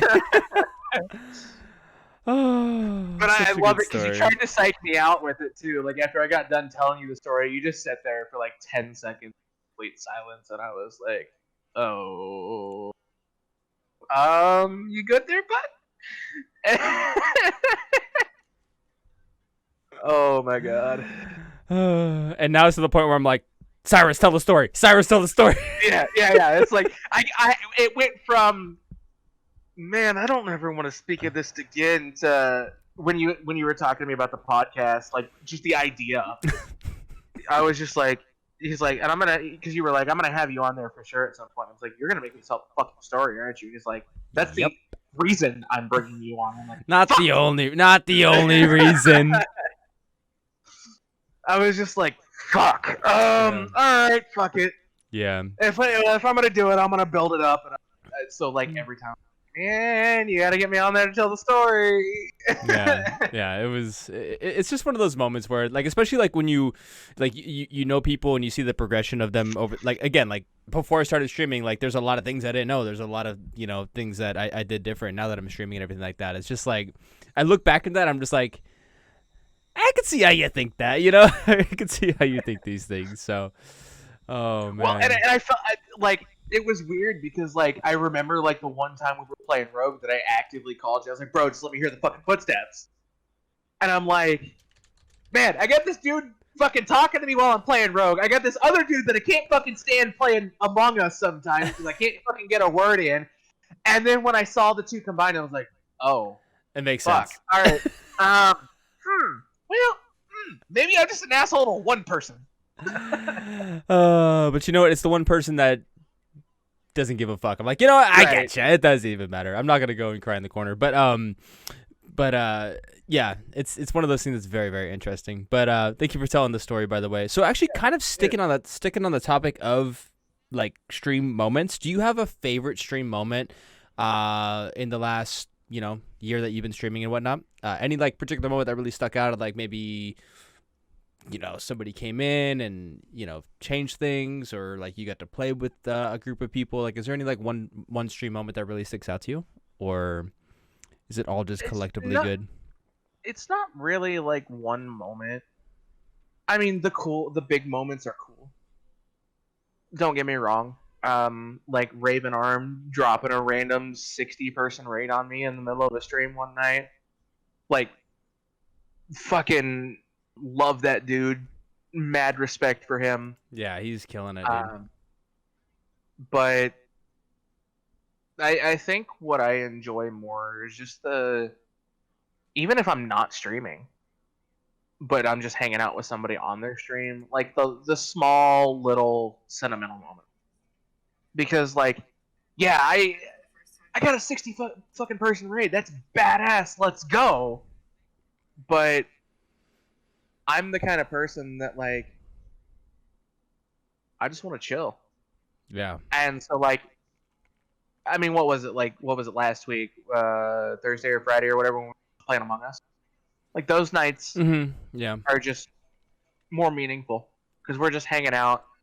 Like, even if nobody's streaming, like that's just the people that I have now that I can game with when I want to game with somebody. That. Like if I want to play Among Us, I can throw something in Discord and have a full fucking lobby to play with for hours on end.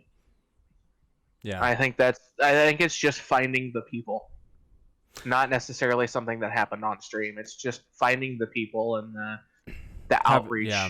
Having those friendships, having those ongoing friendships, not just the one moment, basically. Yeah, got you. Yeah. That's beautiful. That's actually a really beautiful answer. I think I agree with that wholeheartedly. Yeah. And even like maybe like you said, even some more of the off-stream moments mean a little bit more because like when we're streaming, we got chat, we got this, but like when it's just us, like, gaming offline, it's more of like we're actually just hanging with the boys and the girls, of course. But that's the term, hanging with the boys, right? Right. So nice. No, for me, it's just I don't know. I think it's part of me somewhere in the back of my head, like when I'm streaming and I'm on camera and if somebody does something like gives me bits or subs or whatever, like I feel like I don't know, like it's weird sometimes with my brain because like I feel like sometimes it's they want a reaction that I may not be able to give. Mm-hmm. But like if I'm having a one-on-one conversation with somebody and they do something nice or genuine, it feels more real, Definitely. Yeah. Not that I don't appreciate anybody subbing, throwing bits, gifting subs, anything like that. It's always appreciated. It always helps out. It's just I feel like put on the spot by it sometimes. Personally. Okay. I could see that.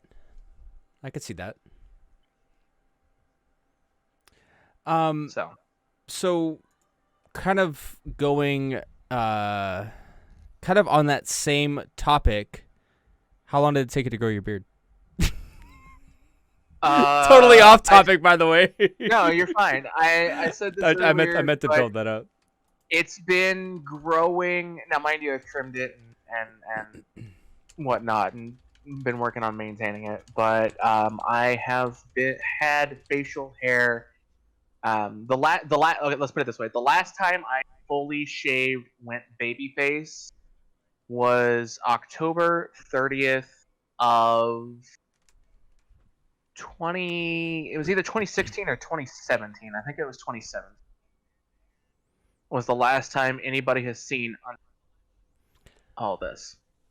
So my question to you is, would you ever consider having a community challenge or a sub goal or any other goal to shave the beard? No. Not at all. Nothing. Nope. Not even a million subs. Here's why. Because 2018, I had so much stuff in life that stressed me out that my hair started thinning out through here. So even if I wanted to hair back out, it wouldn't look good.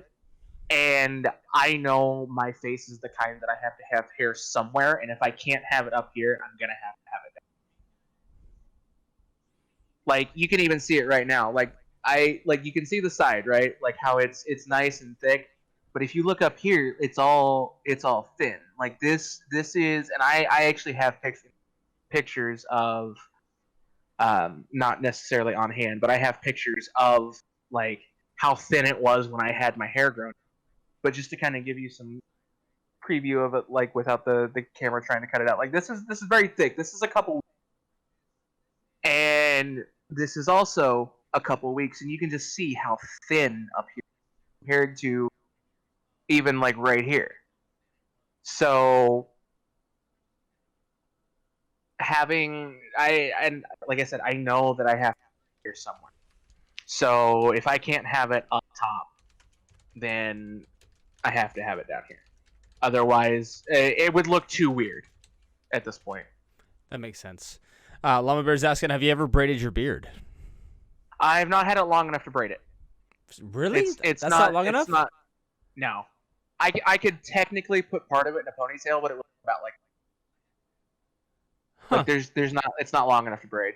Because my beard is extremely curly. So... One day. All right, so we'll make that the community goal then. Instead of you shaving the beard, we'll have you braid the beard in like a year, however long it takes to get to that point. So I know you said you're more of a homebody, but do you have any like travel experiences that like really stuck out to you? Like, have you ever been have you traveled at all? Like, what's kind of your places that you really loved visiting? I have traveled.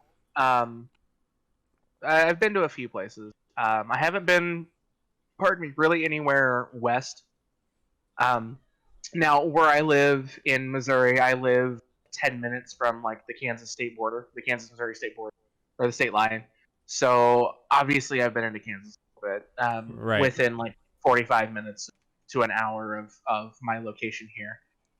And, but I haven't really been anywhere further west. I have been into Wisconsin. I did have some job training for a job that I had at one point near Chicago.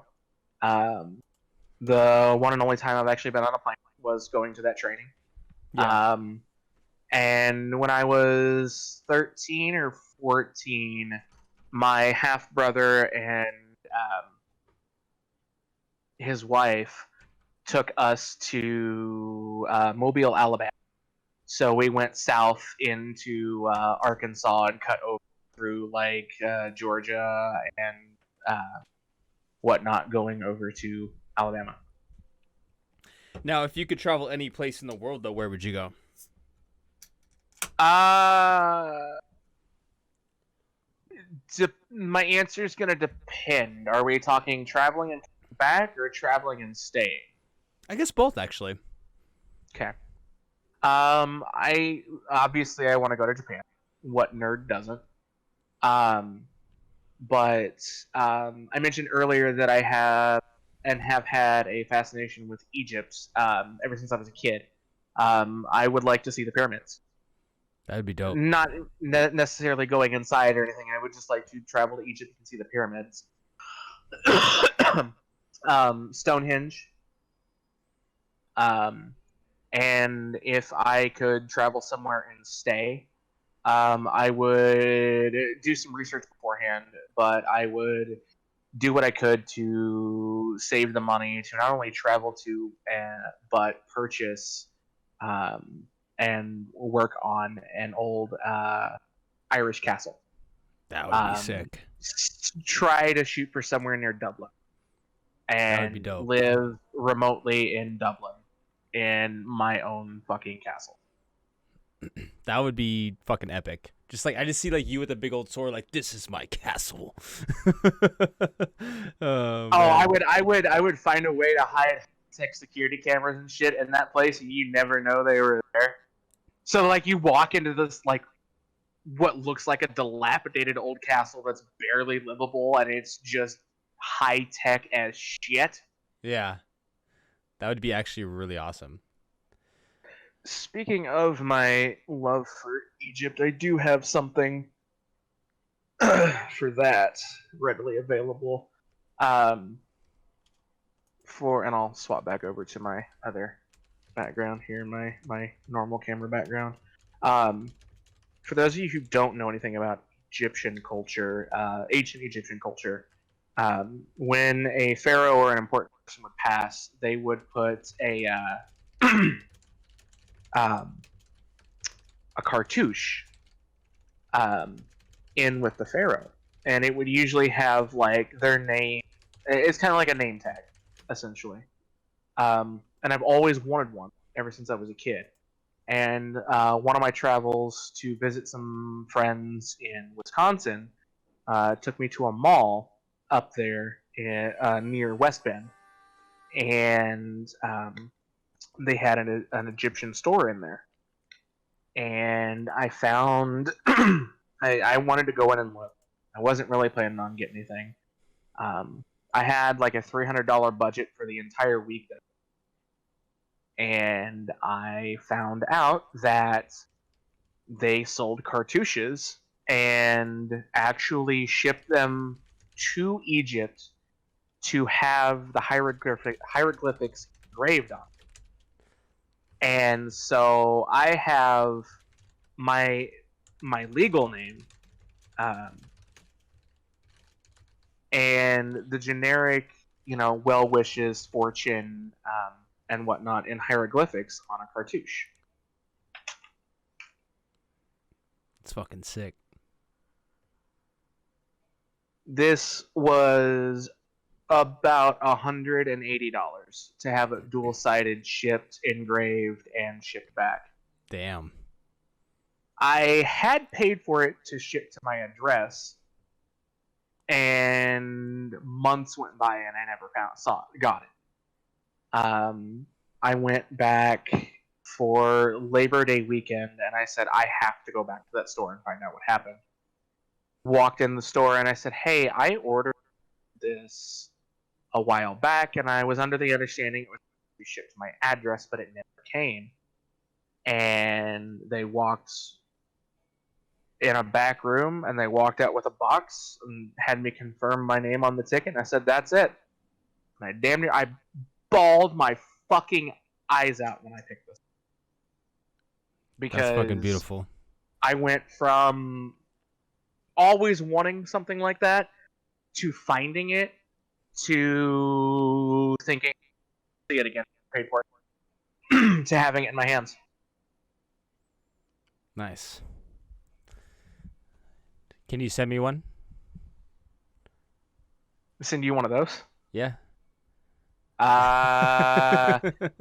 Let me calculate the cost for me to travel with my current wherewithal to that same shop, get you one ordered, and stay long enough for it to get shipped back to the shop, then fly out to you, and I'll give you an estimate. Oh yeah, just DM me. Just DM me. Just DM me. Just DM me. It's fine.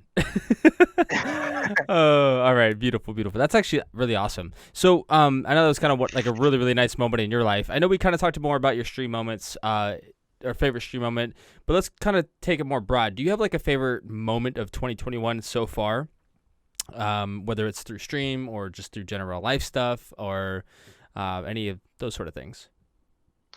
Oh, but before we do that, we have Erwin asking, why is Cyrus such a beautiful human being?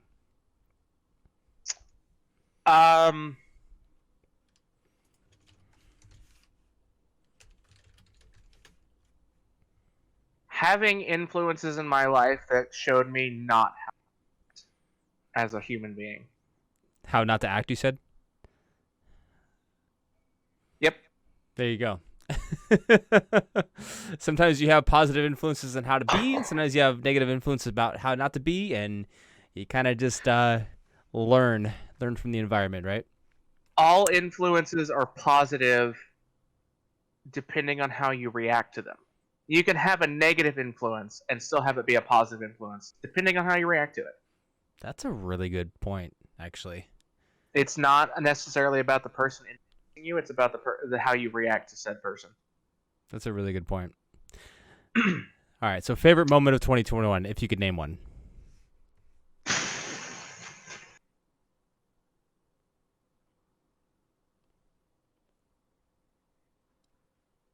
Favorite moment of 2021. Or top 3? It's more like I'm trying to find one. Let's see. I mean, it technically bled into 2021, so I would say one of my favorite moments is all of us fucking in that Discord call for Dee's birthday. Oh, that was epic. That was That's fucking epic. by far one of my favorite moments so far. Yeah. So the backstory behind that was- that you did not know is that Dee's birthday is on, I think, either New Year's Eve or New Year's Day. I think it's New Year's Day, right? It's New Year's Day, yes. Right. So we were all, like, 15 of us were in a Discord video call, and we were all just drinking, having a good old time, and it was a party. It was a party, to say the least. It was. Because I'm not necessarily one for doing holidays, but when the homie's got a birthday, Easy. like I said, I'm there for Dee's birthday. I'm not there for New Year's. Dee could have had they could have had that Discord call that night and had something else for Dee's like on the night of the second, and I would have been there on the night of the second because I don't do holidays. Yeah, I feel you, man. I feel you. Yeah, that was actually a really good time. Actually, I didn't forget about it, but like you talking about it makes me realize like how fucking fun that was. It was a good time. It was a good time. It's crazy to think that we're already in April of this year, right? But you know, time flies. Time flies. And no, it's not my birthday, Llama Bear. It's not my birthday. Hashtag to or shout out to the moderators who love putting troll commands in my chat because it just makes it that much more fun. So, kind of a quick question too. I noticed that like on some of your posts you do like hashtag raise your streamer and stuff like that. Are you currently like enjoying their products or? I don't have anything right now, but there are some products that I have seen other people use that I can stand behind. And I heard that they had an opening for an affiliate. And so, yeah, I'm technically, they put me under the wrong area, though. Somehow I'm affiliated in Razer US, but all right, whatever. I got you. Is there any other like brands or products that you could see yourself working with in the future? Like obviously, you know me, I enjoy beer. Maybe one day having a beer collab / sponsorship would be pretty fucking dope. But is there anything that you see yourself wanting to work with in the future in terms of companies? Whether it would happen. So I'm going to answer this as any of them that I would be interested in working in, feasible or not. Right. Yeah. This is just like dream, you know, if anything. Acer or Asus are both very good products. Mm-hmm. Nothing against any of the other companies, but those are some of the two that I prefer AMD over Intel. So AMD would be cool. The things that I would stay away from, though, I'm not one to be sponsored by like a drink necessarily, or anything like that. But if I had to choose one, it would probably be Monster. I don't like G Fuel. It's not a product. I've looked into it. It's not a product I even want to try. I have nothing against people who enjoy it. I just feel like it's an oversaturated, overhyped product. Cyrus, just personally, there goes my sponsorship. Thank you. I'm kidding. You can have whatever sponsorship you want, buddy. I'm just like I said, I got nothing against anybody who does or wants to. I just not a product for me. Yeah. We're sipping on the invisible soda right now. Right. I'm over here. As much fucking tea as I drink, I could probably talk Lipton into fucking giving me a sponsorship. Pepsi would be fucking dope. So it sounds like you want to be more of like, you know, peripherals and hardware and everything else like that as well. Yeah. So, which I think is a little bit more, I guess, sustainable sustainable because like you said, like not everybody drinks beer, not everybody drinks, G Fuel and stuff like that. But like anybody that's on this platform usually needs hardware and peripherals anyway. So I think that's a good answer. So, but all right, beautiful. So I only have a couple more questions for you guys, for Cyrus. But if you guys have any questions for a beautiful guest here, please get them in the chat now. If not, we will start wrapping up the show. So Cyrus, if you did want to go ahead and let me know who you would like to raid, definitely put that in the chat. And I mean, hell, you're an editor. You can actually just initiate the raid if you wanted to. You're right. I can. You're right. So, I can. You are correct. However you want to go about that. But regardless, yeah, don't forget to highlight. Did I miss one? Oh, question for both of you. Which fantasy world would you live in? Is that a question about like Harry Potter versus like Lord of the Rings versus like Star Trek sort of stuff? Or are we just talking any fictional universe? Yeah. So if you want to because I may or may not have already thought about this, and my answer just breaks that question. So any universe. Okay, any universe. Yeah, go ahead and answer that first. I kind of want to hear yours because mine might take a little. I would love to be part of Harry Potter because that way I could actually finally be with Hermione, my childhood crush. Okay. Okay. No, honestly, that's actually like part of it. But I think that Harry Potter would be really awesome, or even like Star Wars. Go ahead. What were we gonna say? Oh, sorry, I was just clearing my throat. There's only one acceptable answer to this, and here's why. Because my answer is up every other fucking possibility, and I'm gonna take that question literally and assume that it is me going to that universe as I am right now. So therefore, sorry, buddy, you have to be a wizard to be with Hermione. How do you know I'm not a wizard, Harry? Because I'm the wizard. But Llama, I see that, and I'm gonna tell you right now, Slytherin, 100%. I already fucking know. Which explains the story from earlier. No, there's only one acceptable answer. And I'm going to hop into Dragon Ball Z's universe real quick, because I'm just going to grab the Dragon Ball, and then I'm going to ask for the ability to dimension hop into any one that I want, and then I can just go visit every single one of them that I want. But wow, not before. Wow. Not before I go ahead and wish to be half Saiyan, and because, contrary to popular belief, the Dragon Balls after Boo can grant 3 wishes, but if they do a Master Revive, it drops it down to 2. So I'm going to go half Saiyan and the ability to have mastery over Ki, and basically Goku's abilities right off the fucking bat.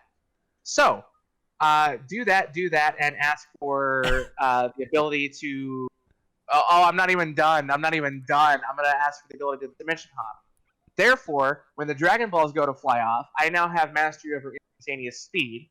So I'm going to fly. I'm going to go up, grab all the Dragon Balls, and then you say that's big brain as fuck.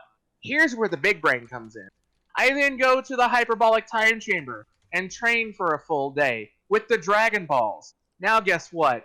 Dragon Balls are inert for a year. 1 year is 1 fucking day. Every fucking day on the outside, boys, I have 3 fucking wishes. And I'm just going to spend that whole year there. And then, second go around, I'm going to step out. I'm going to make my 3 wishes again. The first wish on round 3 is to the ability to stay in the hyperbolic time chamber as long as I want without any repercussions, so I can stay in there without having to exit for a fucking day. Make my other 2 wishes, grab the Dragon Balls, take them in with me again, rinse and repeat. The second wish in round 2, of course, is enough food to bribe Goku to actually train me.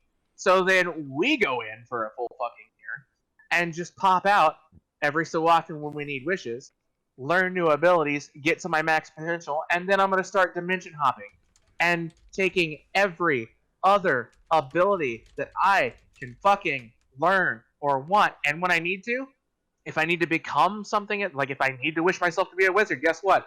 I'm just going to hop right back over to the Dragon Ball Z universe, turn myself into a wizard too, and then I'm going to hop right back over.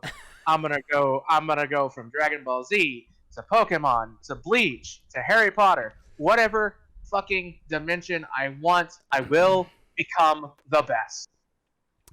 And this is why Dragon Ball Z is the only acceptable answer to that question. And this is why you wanted me to answer first, because you're like, all right, come on. All right, Yeah, All right. Hold on.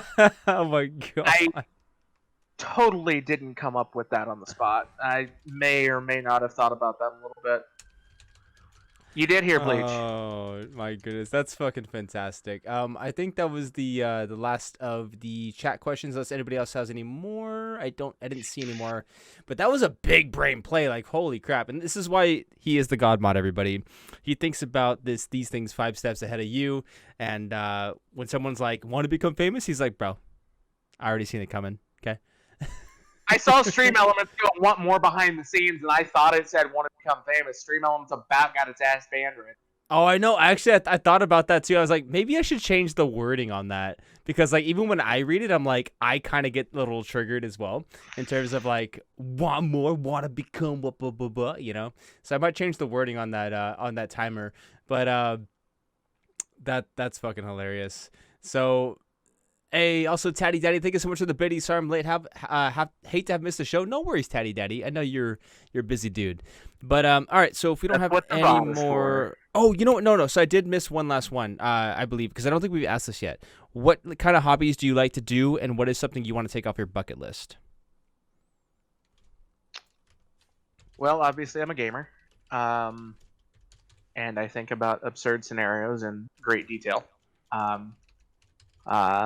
I also like to play pool and bowl. I was actually in a league for both pooling and bowling. So, okay, taking off my plate the amount of work that I do solo.